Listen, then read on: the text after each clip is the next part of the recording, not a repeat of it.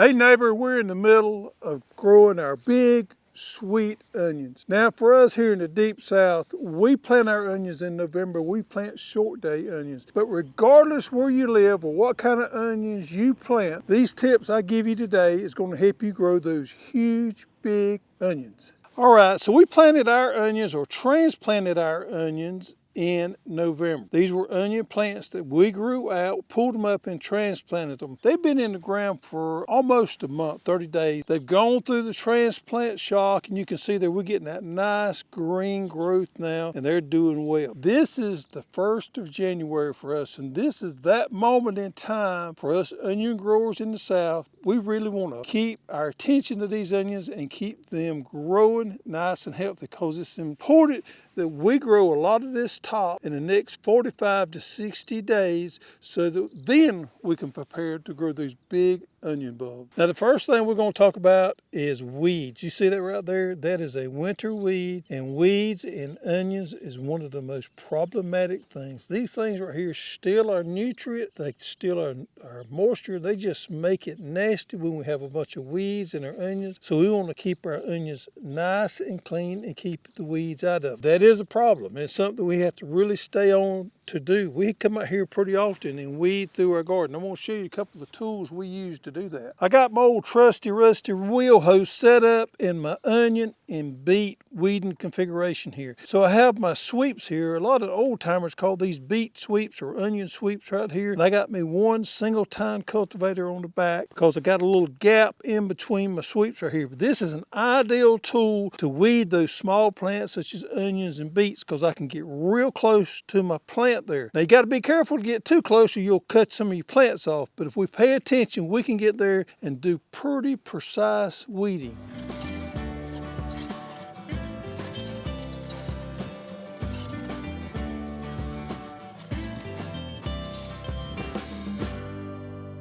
Now the wheel hose with sweeps helps me keep my paths clean. As you seen just then, we got real close to the plant there and we uprooted all of those weeds and they disrupted them so they died. We still got a few in the middle there and this is where more of the hand weeding comes in at. What I'm using here is the Hall single tine cultivator. Now I've got drip tape underneath these so I got to be real careful not to go into the point where I'm going to jab and puncture my drip tape. Don't want to do that. So I kind of turn it sideways there and I just kind of work in between there and pull those weeds out. If you do this pretty often, it doesn't take long just to run through there and do that. Just scrape the top of that soil there with this sideways right there and clean out in between your onion plants.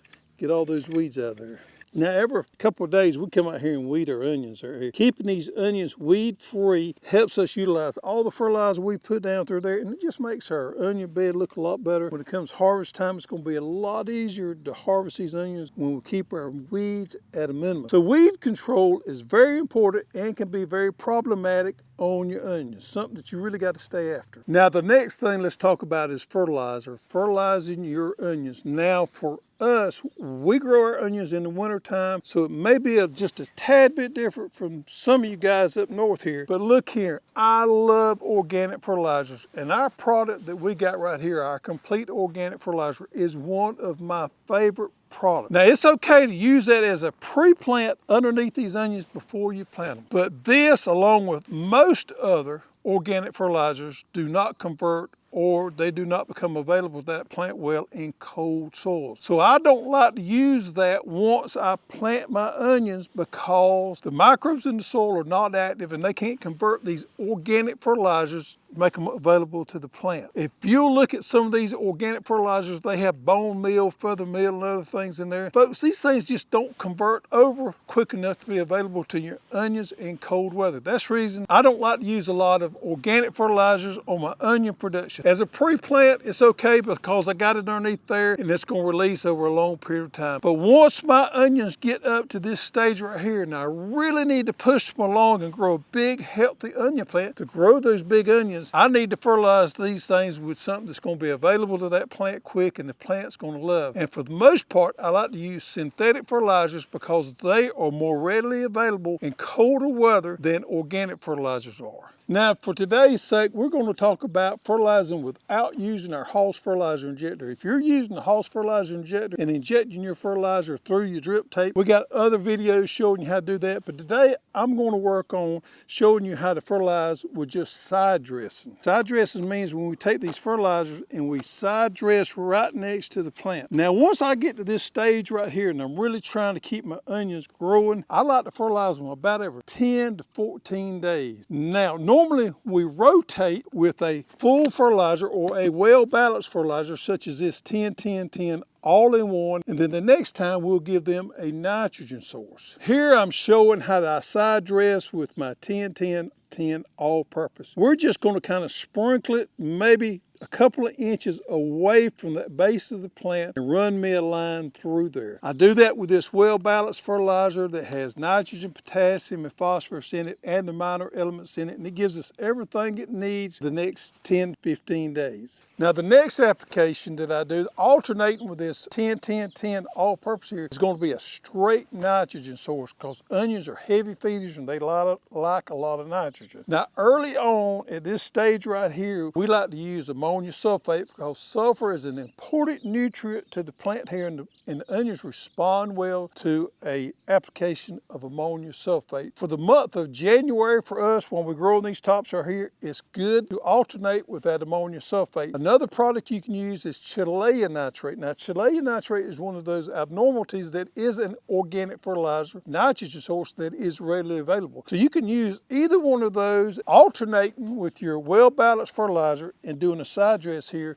every 7 to 14 days. Now we will keep that schedule up on into February, and then in February we're going to switch up. We're going to continue to use our all balanced fertilizers such as 10-10-10, but at that point we're not going to use ammonia sulfate or Chilean nitrate anymore. We're going to switch up to calcium nitrate, and the reason is calcium nitrate, late applications of that before our onions start bubbling, helps make our onions store a lot longer. We know calcium builds cell wall strength in the plant, and if we do a late application of our onions right before they start bulbing, we know it's going to help with our storage potential of our onion bulbs. Now let's talk about pest problems with onions. We normally see very little insect problems on onions. Every now and then during the spring, probably late spring, I will have an aphid outbreak, and they'll be down toward the base of the plant where the leaves come out. I'll have some aphid problems there, but I don't have that every year. It's kind of rare that I have it. When I do, anything will help control those, neem oil, anything will knock those aphids out. But that's pretty much the only problem I ever have with insects. Now disease is another story. As you see this right here, this is onion blight. We seem to have a little of this every year, but the key here is we don't want this to get out of control. We want to control it, and to do that, probably going to need to do a fungicide application to help control that onion blight. We normally have this later in the year when our onions start to bud, when it warms up a little bit, and we fertilize those onions well, and we're trying to keep them growing good. That is we see these outbreaks of the onion blight. To control onion blight, my favorite product is a natural product, copper, liquid copper. This right here works to disrupt that fungi that causes onion blight right here. So this right here is a really good, safe product to use there, but it has to contact the particular pathogens, so getting coverage on the onion plant is really important. You want to mix this right here at 3/4 of an ounce per gallon of water, but you always want to use a surfactant such as this right here at 1/2 ounce per gallon. What this does is help this here spread out when it hits that plant, because onions have a waxy buildup on that leaf there, and if we spray this without the surfactant, it's going to bead up and roll off. And what we want is to spray and it to hit, disperse, and cover that plant well, get good coverage so we can counteract that onion blight fungi. And that's the reason always use a surfactant when you're spraying your onions with liquid copper here. Now you can spray this every 7 to 14 days, whatever you think you need to control your onion blight. Another thing is too, once you get ready to spray your onions, only mix up what you need. You don't want to hold this over in your sprayer to the next time you spray. Only mix up what you're going to need, and then the next time you get ready to spray, mix you up a fresh batch. So neighbor, to grow those big onions, keep those beds clean as you can, weeds out of them, keep them nice and tidy. Also, make sure you fertilize well. Most people don't understand or forget that onions are heavy feeders, and we got to fertilize them early on well to grow that top. Once we start that bulbing process, and for us, that is the end of February, we cut off all fertility then, because when we get in that bulbing process and making that big onion bulb, we don't want to fertilize that plant. We have to have that plant nice and healthy before it gets to that stage. And that's the reason now it's so important to feed that plant well and get a lot of top growth out of it so we can grow those big onions. And also keep an eye on that onion blight, because probably you're going to have some of that. Don't let it get out of control on you, and you'll be blessed with a big crop of those onions that you'll be proud of.